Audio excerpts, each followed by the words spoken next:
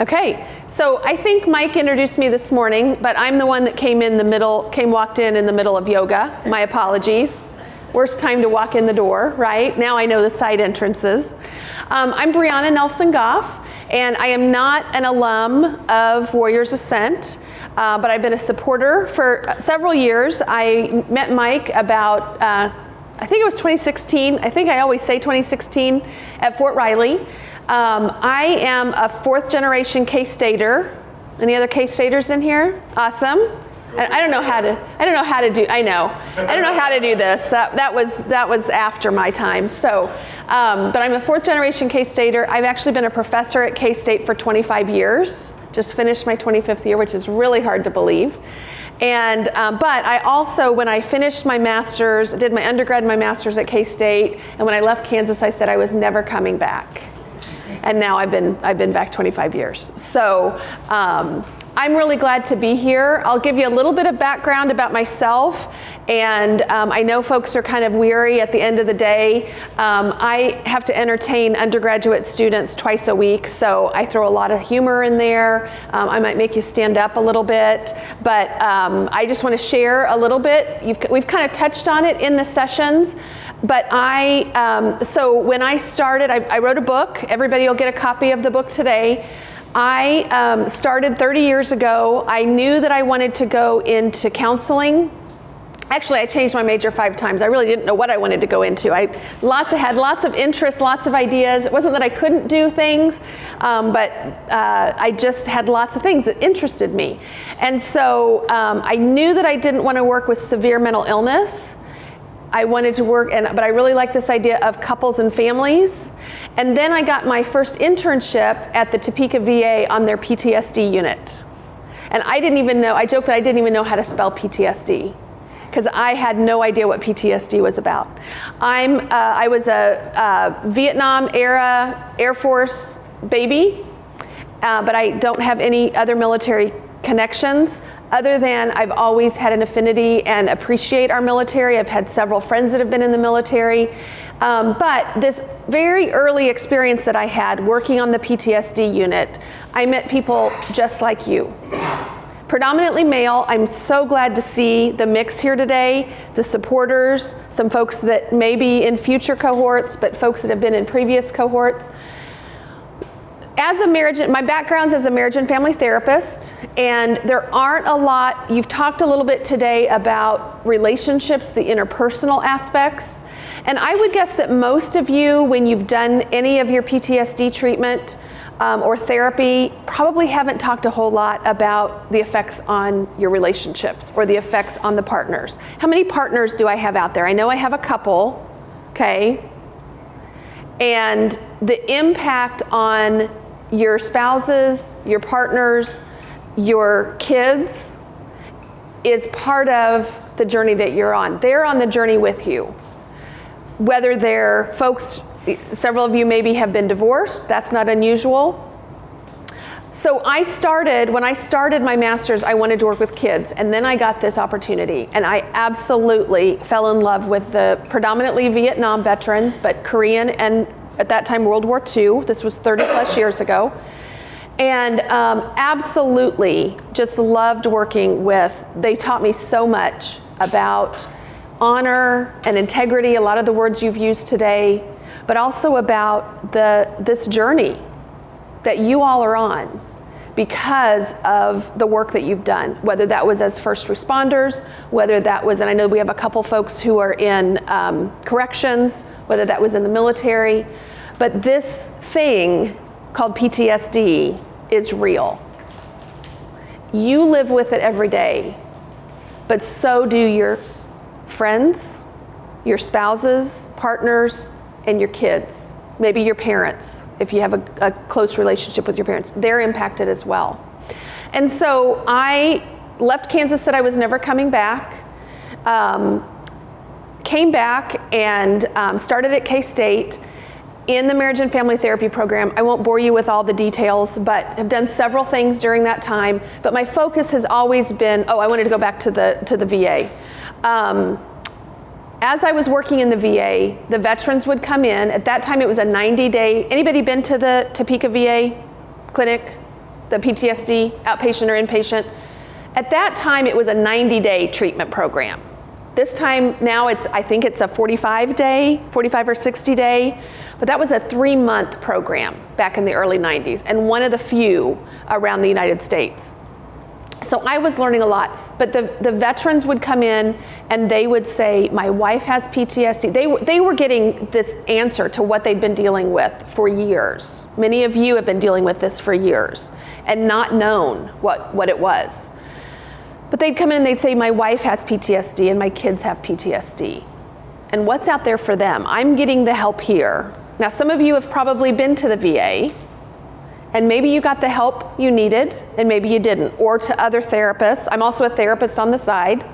I think Jeff, was that who was before? Jeff talked about, briefly, I heard him say something about EMDR. I was anti-EMDR, so I've done trauma work for 30 years. I was anti-EMDR up until about 4 years ago. And now I think it is the closest thing I have seen to a miracle for treating PTSD. Is anybody, you're nodding with me. You guys have all done some EMDR. Excellent. Would you agree? It depends on what therapist you get. It definitely depends. That depends no matter what protocol. When I was in Timberline and I was in the residential part, their thing is, because I'm a veteran, they automatically needed the EMDR. And the therapist in residential, I didn't click with her, so the EMDR didn't work. But then when I went to the PHP part and I found out the director actually does the MDR, and I liked her, so I was like, I want to try it again. And so I tried it and it worked. But that's because I clicked with her. And that's part of just finding the right therapist. And if you've tried a therapist and you're saying, I never want to go back again, try another. Try 2 or 3. Talk to other folks here. Find someone in the area who understands PTSD, because there are a lot of us out there, unfortunately, that don't. Find someone that understands the issues, someone that understands the military, or at least, I've not been in the military, but I have a connection with the military, and I've done my homework. So it's not, I never pretend that I've been there and that I know what you've been through, but I have some background and understanding. You don't have to explain all the acronyms to me. So my wife has PTSD and my kids have PTSD. What's out there for them? Is that something that you all have said? Do you recognize the PTSD that your spouses, do you recognize the secondary trauma that you all are experiencing? So that, as I was trying to find out, oops, I forgot I got the one out. As I was trying to figure out, boy, I keep hearing this over and over. I'll try to get back to my same spot, Mike. As I kept hearing this over and over, I thought, what's out there for them? So what's out there for the spouses? Because the veterans were coming in for themselves. And this term called secondary trauma.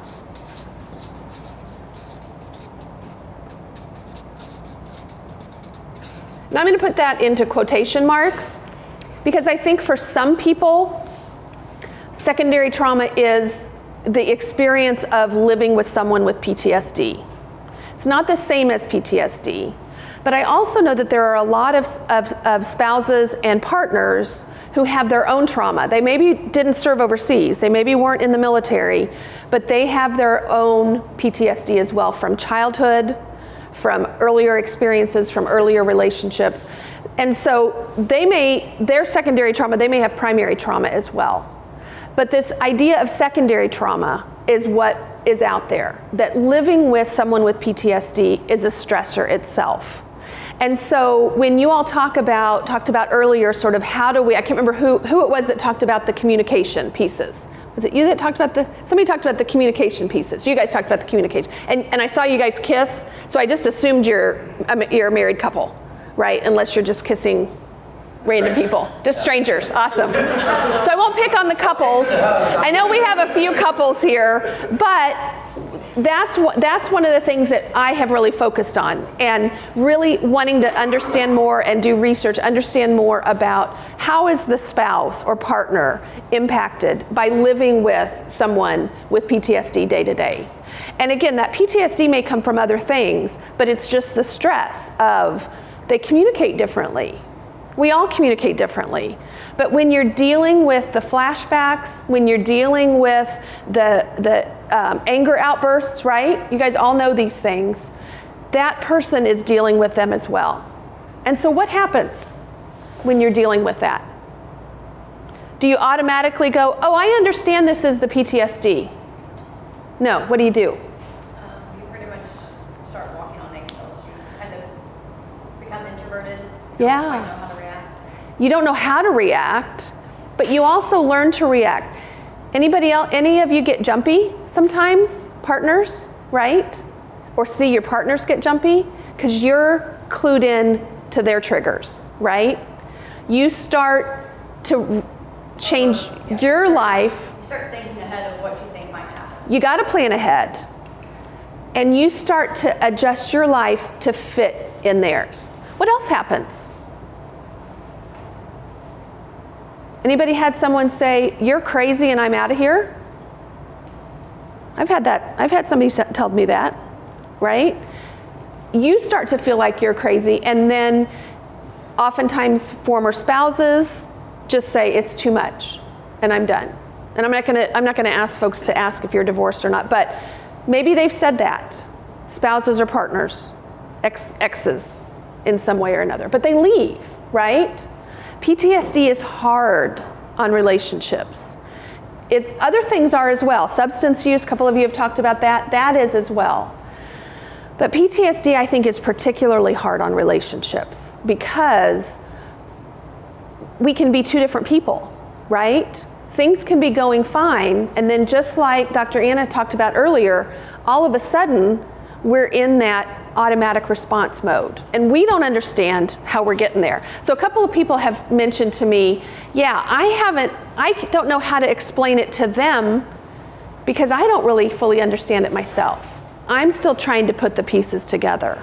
And I'm going to get into my book here in a minute, but this is where having a supportive spouse, having a spouse who you can talk to about, I understand this is the PTSD, you can adjust to, because if you're keeping things secret and not communicating about it, that's much more detrimental than if you are communicating about it, but it's hard, right? A couple of folks today have shared some things that are hard. And so I just want to share a few things, and I'm going to share a little bit about my book, and then I'm going to open it up to questions. So questions you have about your relationships, and I'm going to guess everyone in here has been in a relationship with another human being of some kind, right? At some point. Even if you're not currently in a relationship, you've been in, you have a significant other, you're dating someone, you've been in a marriage, you have children, we all have parents somewhere, but those interpersonal relationships are really critical. And one of the things I think that's really, really important is, so in the secondary trauma, and I don't know if you've heard the ABCs, but I mean, I know you have heard the regular ABCs, but the ABCs of our awareness and our balance and connection. So dealing with trauma, this is kind of simplified, but a lot of it was what was talked about earlier in the earlier sessions, that awareness. What are my triggers? Being able to communicate that with other people, helping your children. Your children don't need to understand, they don't need to hear all the stories of what you've been through, but they do need to understand, when you come up behind me, it startles me. And so they need to understand, how do I not do that? What do I need to do different? And how do we usually educate them? When we've been startled, right? And it often doesn't go very well. But being able to be aware of what are my triggers, what are my symptoms? Because even though PTSD can happen from a variety of experiences. So it can happen from early childhood, adolescence, adulthood, later life, lots of different experiences. So you all have different stories, even if half of you have been in the military. Even those of you that have been in the Army have different stories, right? Or the Air Force. You have different stories, different experiences that are PTSD related.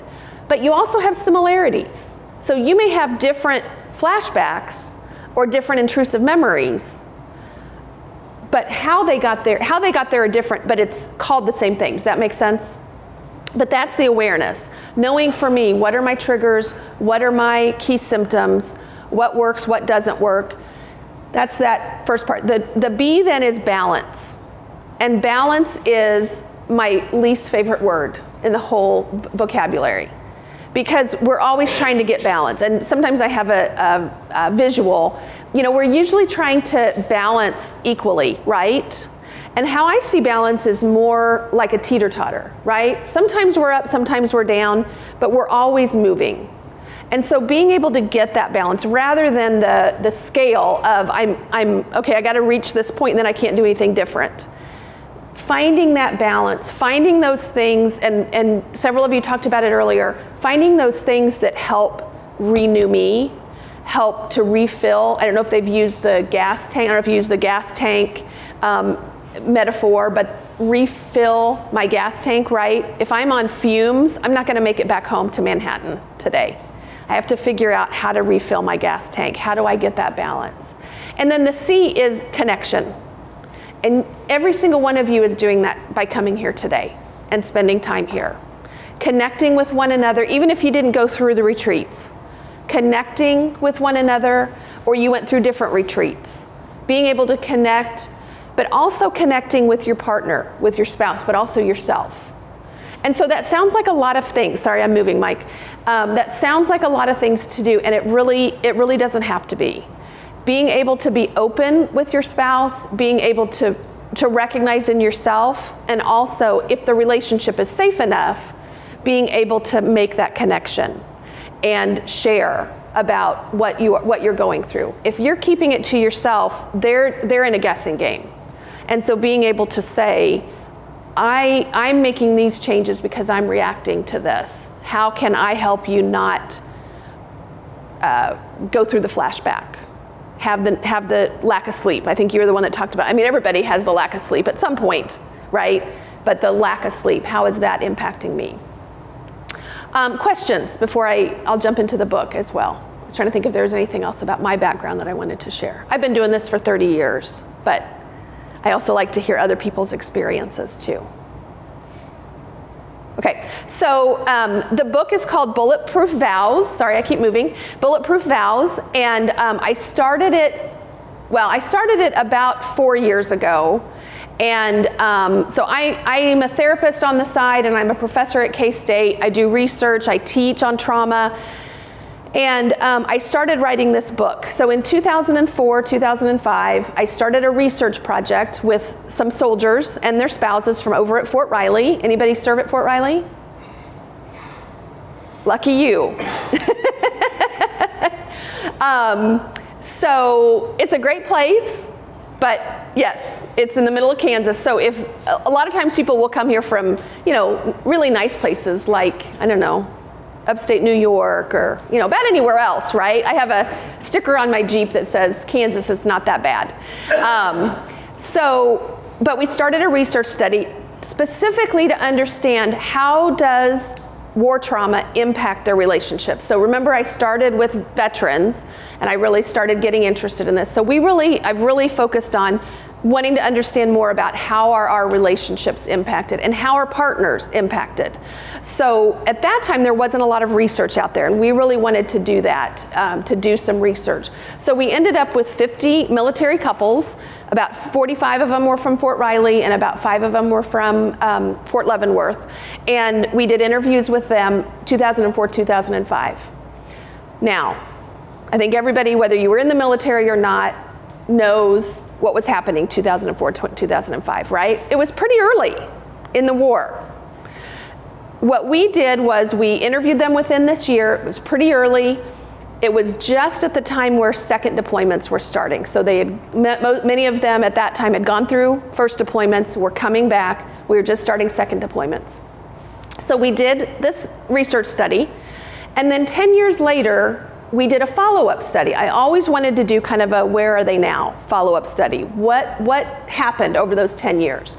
So we ended up doing that. That was not the easiest thing to do, even though the Army the military can keep track of you, an outside researcher has a little more trouble. But we were able to gather data from 25 of our original participants, and of those, I was able to get data from at least one partner at time 2, And most of the couples I was able to get a couple. So I took the data, we didn't have as many, we didn't have the 50, but I ended up with interviews or quantitative data from about 16 of our folks.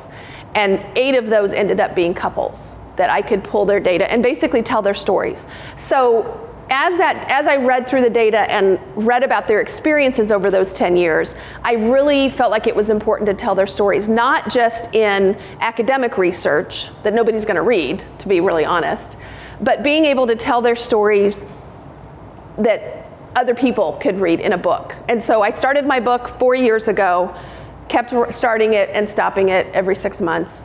I'd restart it, get real excited, and start again. I started a group, or joined a group last year, and finished the book in a year. I don't recommend the finishing the book in a year part, but got it done, got it published, and it tells the stories.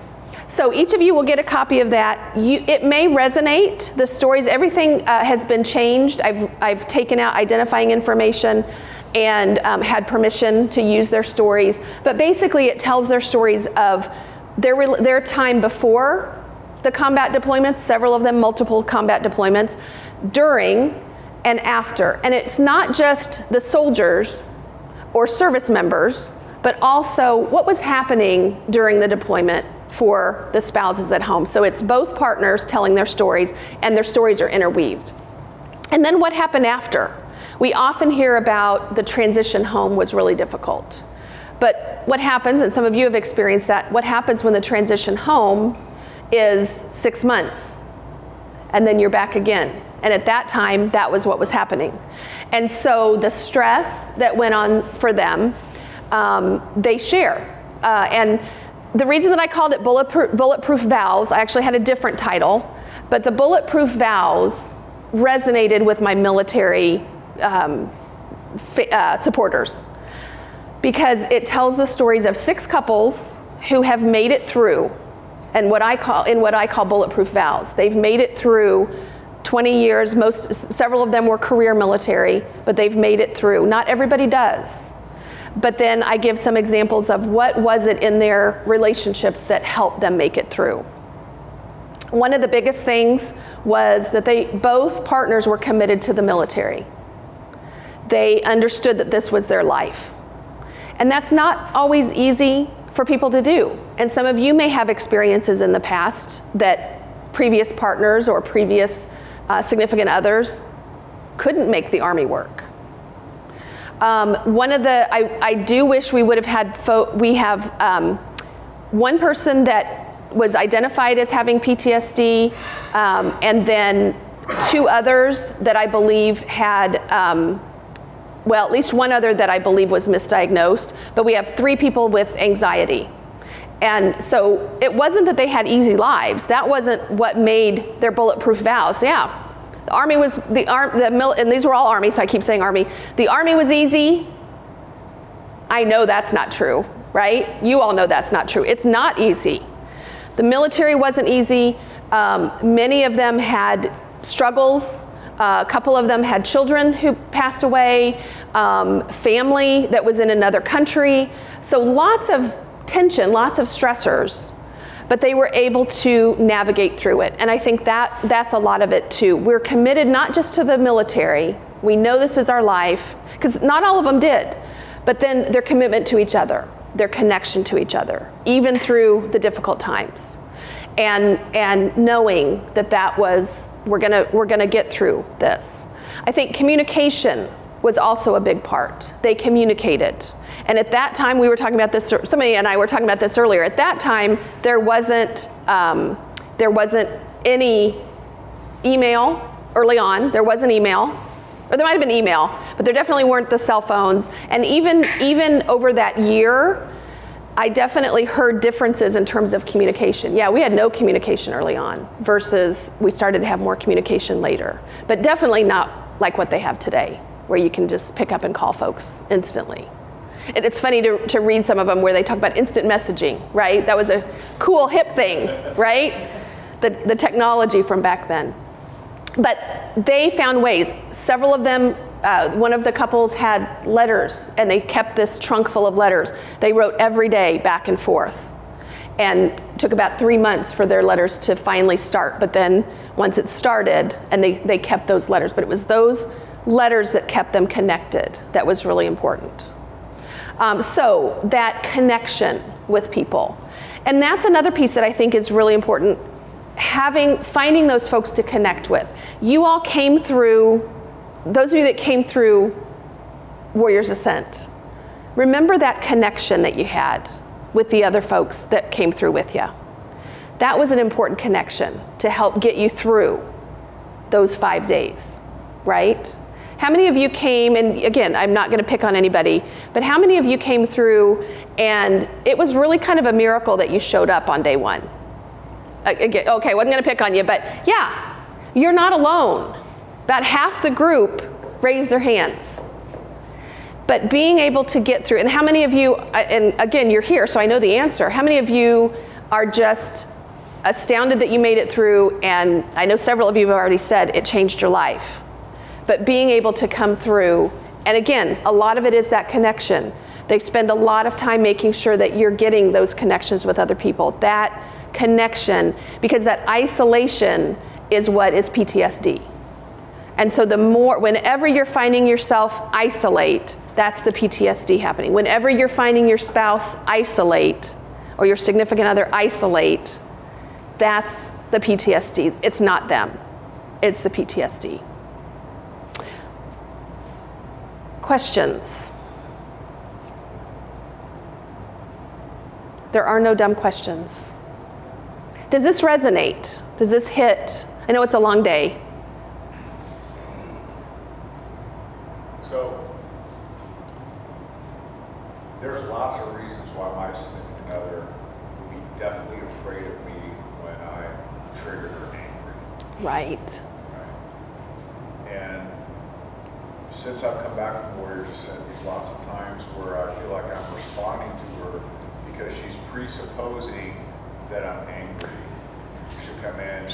She's assuming you're how you were before, because that's how she changed, shifted. Case in point, the other morning I got up and apparently I was really stomping across the floor. To me, I just wasn't being cognizant because I was trying to make it to the bathroom at the time. My heels were driving too hard, but she heard me stomping in the floor, so she already came down, and I could tell that she was like, you know, what am I going to get? And her first question is, you know, why are you so upset this morning? Right. When I wasn't feeling upset. So right. How can I communicate better with my partner that she's presupposing or afraid I'm feeling, thinking, behaving a certain way. Right. That's not my way at all. And it's like I'm responding to an emotional state that's not real or here on my side. But I know it's 100% real for her because of how she's speaking to me. And that's 100% because that's how she's adjusted to figure out how to cope with the past you, right? So yes, so being able to slow it down, just like you talked about earlier, being able to step back, use that second order, it's not second order, second level? No. The first. System 1 and System 2, thank you. That System 2 part, being able to take a step back, help her take a step back. That's where that communication comes in and say, hey, remember this morning when you said this? Because it might not happen at the time, but remember when you said, I'm not, this is the new me. This is me not being, this is me trying to. Or if you do blow your stack, you know what, that's not how I want to do it. I want to do it differently. And this is what I'm working on. And here's how you can help me work on it. And so maybe part of that is instead of her, because again, her brain's going to automatically go to first order, right? That's how she's had to respond and react. So her being able to go, okay, instead of saying, why are you upset? Being able to say, is everything okay? Or, how are you today? So just that slight shift can mean a whole different outcome. And so being able to communicate that with each other. Does that help? Yes. And again, it's that stepping back into that second level. Great question. Other questions? And none of us always do it right? Because again, it's those situations that I'm tired. I like the HALT. Hungry, thank you. Angry, lonely, tired. Yes, hungry, angry, lonely, tired, right? Those are the big four that if I'm one or all of those things, especially the hungry, I'm probably not going to respond the best. And I say, I didn't respond the best because I didn't sleep, I'm stressed out, I have too many things weighing on me, whatever that might be. But the biggest thing I think is having that communication, being able to be open about and share that. And maybe that's a check-in. Hey, this went really well this week, this didn't go so well. Date nights are another thing. Anybody do date nights? Okay, couple. That's always, it doesn't have to be date night, it can be date breakfast. You got kids, you have to get on the school bus, it can be date breakfast. Or it can be, again, whoever it is that's significant in your life, being able to connect with them. Doesn't have to be a spouse. Other questions or thoughts? I'm trying to think if I have any. Any from the staff? Any questions that you guys have, or things that you've seen? This gets personal because it's our relationships. I would say, in as much as this,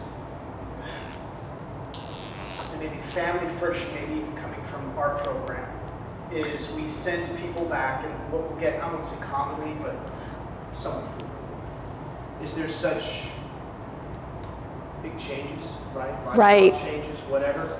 We've had more than a few where you think you're going to go back to a supportive significant other that's like, oh, hey, I love the new so-and-so, when in fact what they're getting is this, yeah, I'm waiting for the shoe to drop. You're putting on airs, got it, but I know the real so-and-so is going to come It's back just lurking underneath. Yep. It's just temporary. Yep. And, I know a few for whom it didn't work out well, and then one at least that weathered the storm, and they're like, hey, this is the new so-and-so, this is great, Yeah. this is awesome, but it wasn't this easy. Oh, this is great, I'm so glad. It's been a lot of the spouse thinking, I know the old you is coming. And I've been here before. Right. Either you've been through treatment previous times, you've been to therapy, or you haven't, or you've made the promises. So it's, have you really changed? How do I know? And sometimes it is just time. You just working the steps, being able to do the things you're learning, practicing, and then saying, are you noticing anything different? I'm feeling different. And as they start, again, I think it is weathering the storm. And if we could figure out how to not have it be such a storm, preparing, because again, a lot of times, and we'd get that with folks that would come for the 90-day treatment unit. They'd go back and everything was still the same, so they expected, even though you expect them to change, you don't know how to change with where they are now, because you don't know what you're getting, but you know what you used to have. So there's often those same sort of, so there's kind of what we call pushback. Go back to the way you were, because I knew how to deal with that. I knew how to react and respond to that. I don't know how to react and respond to this when you need to withdraw.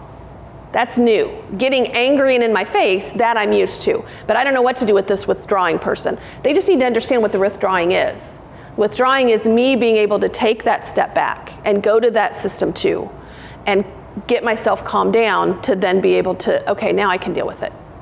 Did you have a comment or thought? And I would just say, as I'm trying to stay on the camera. spouse or the partner, you haven't had that training. Exactly. You haven't had anything. Yep. You don't know how to. You don't know what to say. You don't know how to react. You don't know. Say completely the wrong thing, and which triggers more.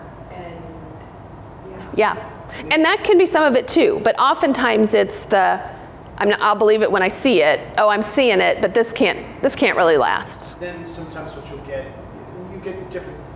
We had one gal mentor. She's like, I saw the changes in my husband, the piece, and I wanted some of that, and just adopted a lot of the same practices that she saw working. Yep. There are others where whether husband or wife go back and say, this is what I learned. Yeah. I've really realized some success. You should do this too, and they get I'm not doing that. Right. Do that. Right. Right. And the alum is put out like, no, join me on this journey. Right. I've received such benefit, and the spouse is very reluctant. Yeah, and some of that is right when you guys leave. Sorry, I say guys to everybody.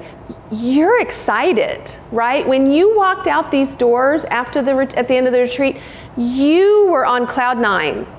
Because all of that was behind you.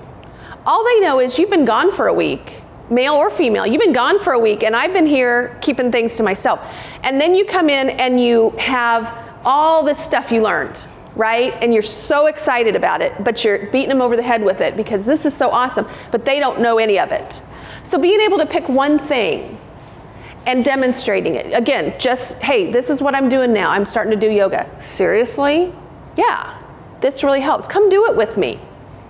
Let's do it together, 5 minutes. Or maybe it's, let me help you with the kids, and then let's sit down and just do a couple of these. So being able to, again, find those ways to connect, and then again, not throwing it all at them at once, but being selective about, let's share this. Do you notice I'm doing this different? Do you see, these are the things, this is one of the things I learned this week. It's been an amazing week. And it's also hard to explain, right? What happened during this week. It's incredibly difficult to explain.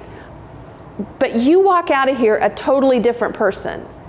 And then you walk into the same person. Because they haven't changed during that week. But you have. But it doesn't mean that they can't. But being able to figure out how to help them understand it. Yeah. That was not my experience. Okay. What was your experience?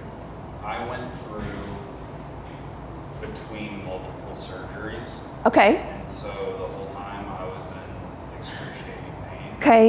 And it made the whole week I just was mad. I was hurting the whole time. You were in pain the entire time. And a lot of them, some of the course material I know, but from my own stuff, but it wasn't until after I had the rest of my other 2 surgeries, or at least the last 2, that it kind of, everything started to make a little bit more sense. Okay. So you didn't leave on cloud 9.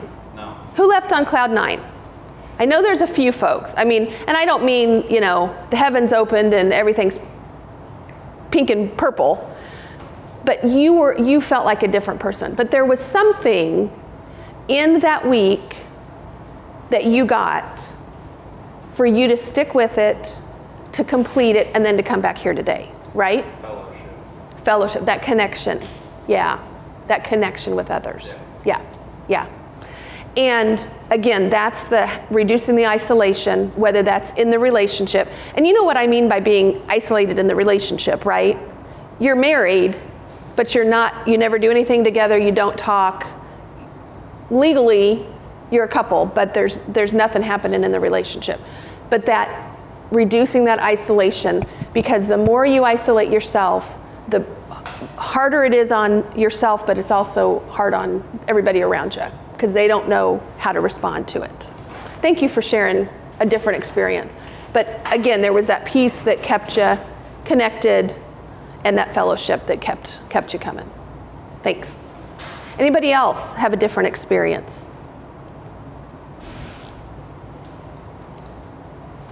Because even though I've been doing this for a long time, I don't have all the answers. You guys are living. You guys are exactly who I'm writing about, who I wrote about, who I worked with 30 years ago. And if any of you had parents or grandparents that went through the VA PTSD unit, I might have met them. So, because I know there's often lots of generations. Thanks for being here. I know we went a little long because we started a little bit late, but thank you for having me. And this is the first time that I've been here. I know the others have been here for your retreats, but also the reunions. But I appreciate being here and just being able to share. Everybody come get a copy of the book, and if you'd like it signed, I'd be glad to do that too.